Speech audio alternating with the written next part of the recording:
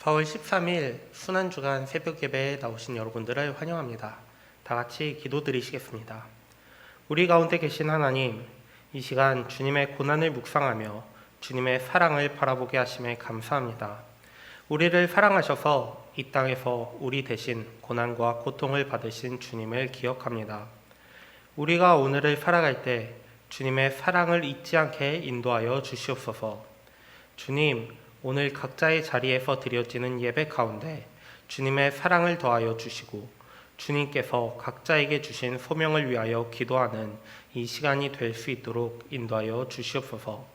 우리를 위하여 이 땅에 오신 예수 그리스도의 이름으로 기도드립니다. 아멘. 다 함께 150장 1절부터 3절까지 찬양하시겠습니다.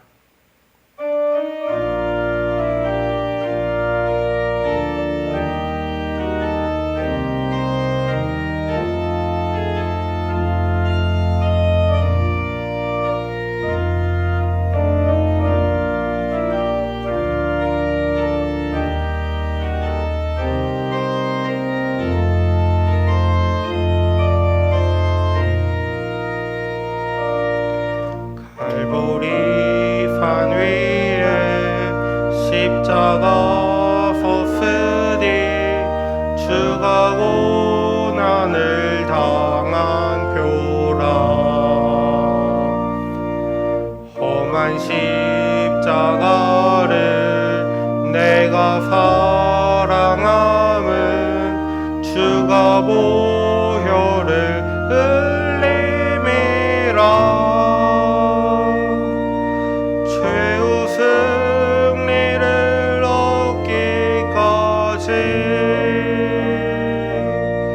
주의 십자가 사랑하리. 빛나며 멸류관 받기까지 험한 십자가 붙들겠네. 멸시천대 받은 주의 십자가에 나의 마음이 끌리도다. 귀한 어린 양이 세상 죄를 지고 험한 십자가 지셨도다.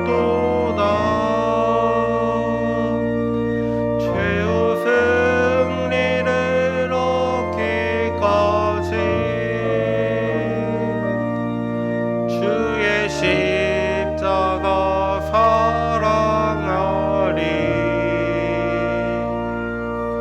빛나며 멸류관 받기까지 험한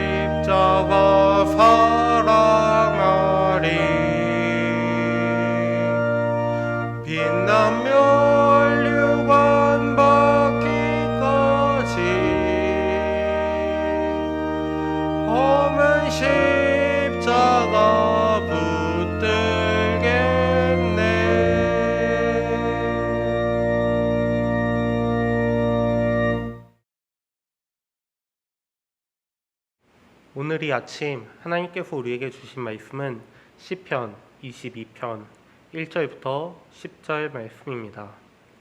이제 말씀을 봉독합니다. 나의 하나님, 나의 하나님, 어찌하여 나를 버리십니까?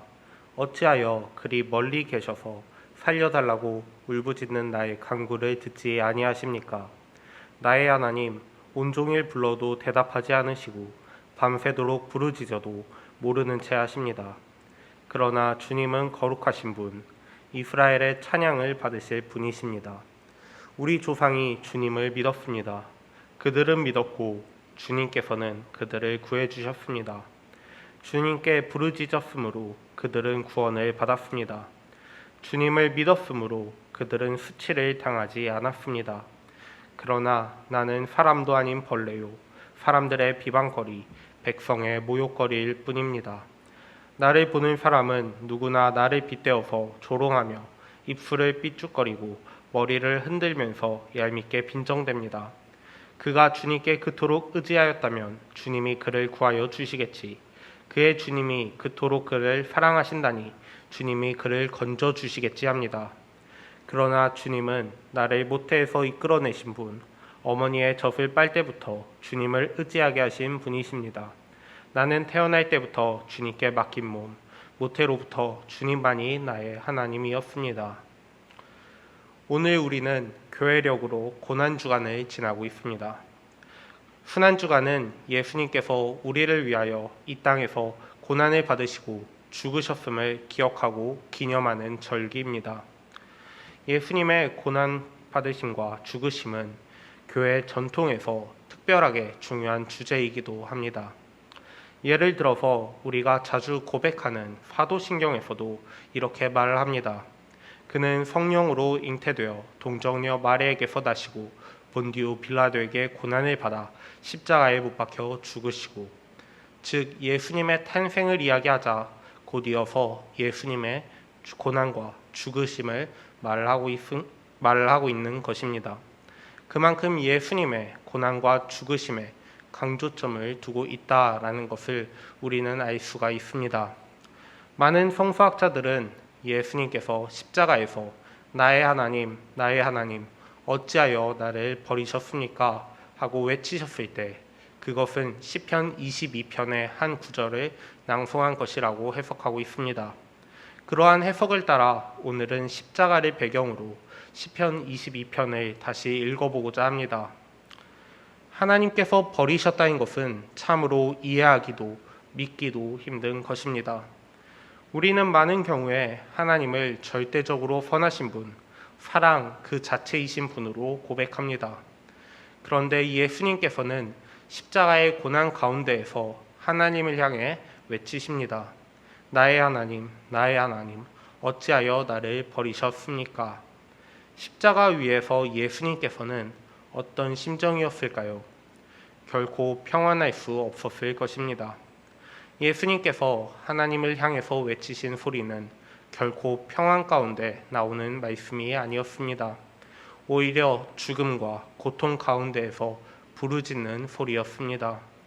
예수님께서 십자가 위에서 외치신 시편 22편 1절과 그것에 이어지는 2절 말씀을 읽어보겠습니다. 나의 하나님, 나의 하나님, 어찌하여 나를 버리십니까? 어찌하여 그리 멀리 계셔서 살려달라고 울부짖는 나의 간구를 듣지 아니하십니까? 나의 하나님, 온종일 불러도 대답하지 않으시고 밤새도록 부르짖어도 모른 채 하십니다.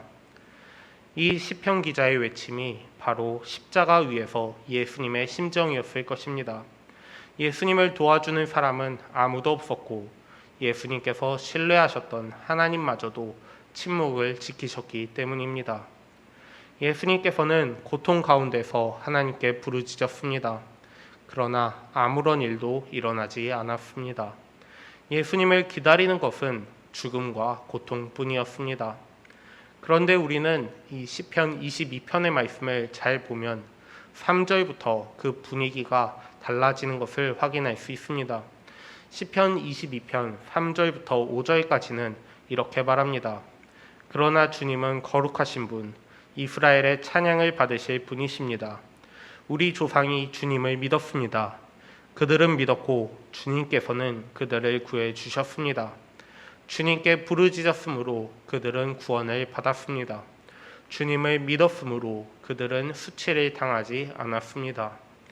하나님을 찬양하고 있습니다.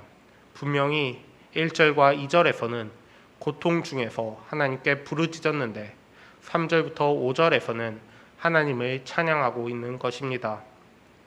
그것도 하나님의 구원을 찬양하고 있습니다. 이스라엘 가운데에서 역사하시며 구원하신 하나님을 찬양하고 있습니다. 예수님은 이 시편의 말씀을 십자가 위에서 외치시며 바로 이 하나님을 기다렸던 것입니다. 고난과 고통 중에서도 이스라엘을 구원하신 하나님을 기다렸던 것입니다. 그러나 십자가에 달리신 예수님 앞에 놓여 있는 것은 죽음뿐이었습니다. 십자가 주변에 있는 많은 사람들은 예수님을 모욕했습니다. 대제사장들과 율법학자, 장로들은 예수님을 향해 이렇게 외칩니다. 그가 하나님을 의지하였으니 하나님이 원하시면 이제 그를 구원하시라지. 그가 말하기를 나는 하나님의 아들이다 하였으니 말이다. 오늘 새벽에 나누고 있는 시편 22편에서도 사람들은 시편의 저자를 조롱하고 있습니다. 사람들은 시편 저자를 비방하고 모욕하고 있습니다. 그래서 시편의 저자는 자신을 벌레라고 느낍니다. 시편 22편의 상황이 예수님의 죽음 가운데에서 그대로 재현되고 있습니다. 십자가에서 예수님께서는 어떤 생각을 하셨을까요? 어떤 마음이셨을까요? 곧 자신의 죽음을 앞두고서 사람들은 조롱하고 있고 예수님께서 그토록 의지했던 하나님은 응답이 없습니다. 오늘 우리가 함께 읽은 시편의 저자는 어떤 심정이었을까요? 자신이 의지한 하나님은 응답이 없습니다. 아무리 하나님께 부르짖어도 응답이 없으시고 침묵만이 있을 뿐입니다.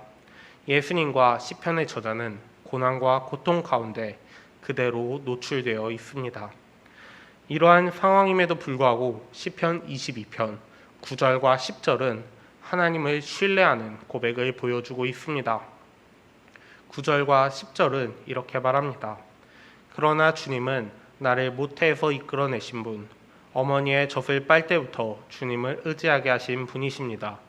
나는 태어날 때부터 주님께 맡긴 몸, 모태로부터 주님만이 나의 하나님이었습니다. 시편의 저자는 자신을 창조하신 하나님을 믿었습니다. 그래서 고난과 고통 중에서도 하나님께 부르짖었습니다. 비록 하나님은 침묵하셨지만 이스라엘 가운데 역사하신 하나님을 신뢰하였습니다. 그래서 시편 22편은 단순히 고통을 받고 있는 한 사람의 절망을 노래하고 있는 것이 아닙니다. 오히려 고통 가운데서 하나님을 신뢰하는 끝까지 하나님을 믿는 사람의 심정을 그대로 표현한 노래라고 할 수 있습니다. 예수님께서는 바로 이러한 시편 22편을 십자가 위에서 외치셨습니다. 예수님 역시 시편 22편의 저자와 같이 끝까지 하나님을 신뢰한 것입니다. 예수님께서는 자신을 이 땅으로 보내신 분, 십자가의 길을 가게 하신 하나님을 신뢰하였습니다. 예수님 세례시에 사랑한다 라고 말씀하셨던 하나님을 신뢰하였고 자신의 삶 가운데 계속 함께 하셨던 하나님을 믿었습니다. 심지어 십자가 위에서 곧 죽음 앞에서도 하나님을 신뢰하였습니다. 그래서 예수님께서는 시편 22편을 외치십니다. 나의 하나님, 나의 하나님, 어찌하여 나를 버리십니까? 하나님께서는 자신과 함께 하신 분이시기에 그리고 자신을 사랑하시는 분이시기에 예수님께서는 하나님의 구원을 믿고 외치셨습니다. 나의 하나님, 나의 하나님, 당신은 나를 결코 버리지 않으실 분인데 나를 사랑하시는 분인데 어찌하여 이 고통을 내게 주셨나이까? 어찌하여 나를 고통 가운데로 버리셨나이까? 예수님의 외침은 지금은 비록 고난과 고통을 당하지만 온 세상을 창조하시고 사랑을 베푸시는 하나님께서 결코 자신을 버리지 않으실 것이라는 외침이었습니다. 예수님께서는 십자가의 고난 가운데에서 하나님을 믿고 죽음을 받아들이셨습니다. 시편의 저자와 같이 예수님께서는 하나님을 신뢰함으로 고난과 고통을 받아들이셨습니다. 비록 예수님께서는 피하고 싶은 길이었지만, 그래서 내게서 이 잔을 거두어 주십시오 라고 기도했지만, 이내 내 뜻대로 하지 마시고 아버지의 뜻대로 하여 주십시오 라고 말씀하시며 고난과 고통의 길을 그대로 걸어가십니다. 오늘 우리는 순환주간을 지나고 있습니다. 오늘 우리들에게 고난은 무엇인가요? 예수님에게 고난은 신뢰였습니다.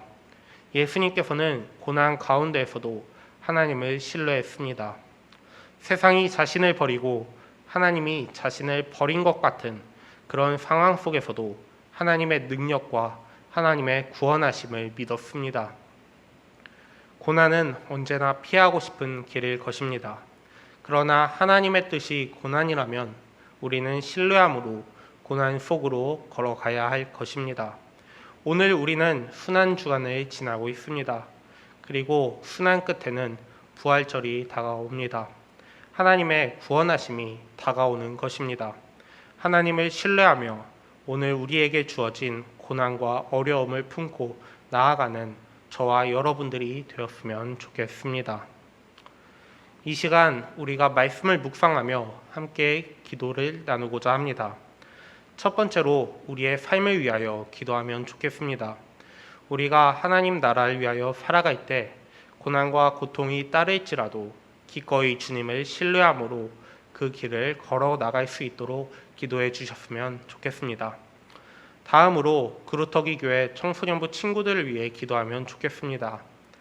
한국 사회와 교회의 미래로서 그루터기 교회 청소년부 친구들이 하나님의 말씀 안에서 성장해가며 하나님의 통치 안에 거하는 자들이 될 수 있도록 기도해 주시면 감사하겠습니다. 마지막으로 한국 교회를 위하여 기도해 주시면 좋겠습니다. 한국 교회가 세상 속에서 하나님의 통치를 구현하며 빛과 소금의 역할을 잘 감당할 수 있도록 함께 하나님 나라를 위하여 걸어갈 때 고난과 고통을 잘 감내할 수 있도록 다 함께 기도하면 좋겠습니다. 그 외에 개인적인 기도를 이어나가신 후에 각자 기도를 마무리하시면 되겠습니다.